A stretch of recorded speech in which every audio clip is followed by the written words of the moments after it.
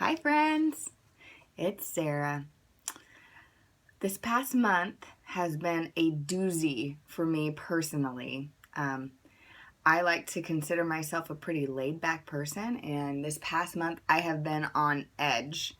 Not only because I'm 21 weeks pregnant and hello, baby hormones, but also because we've been working on prepping our house for selling and looking for a new home in the midst of all of this. And so I have been a little crazy and anxious and stressed out.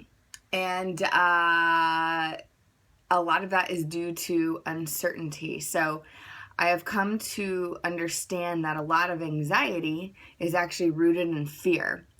Especially fear of the future or fear of the unknown. Anytime that there's uncertainty in our lives, in general, as human beings, fear tends to pop up. And so I've had a lot of that going on.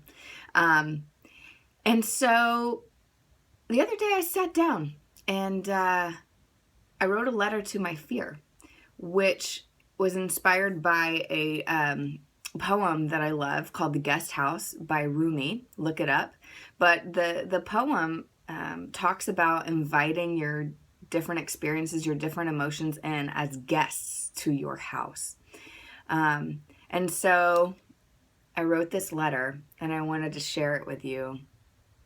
Perhaps it encourages you wherever you're at today. Perhaps it doesn't.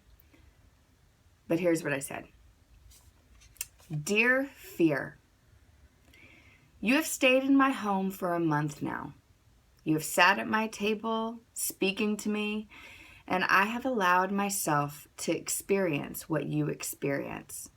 I've been walking in your shoes, and here's a few things I've noticed. When I walk in your shoes, I retract. I close up. I feel myself becoming rigid and controlling. I close up to new possibilities and people, and I feel annoyed when the world is not giving me what I want or when the people around me are not doing what I want them to do. I become obsessive in my thoughts, worried about the future, and imagine all the worst case scenarios.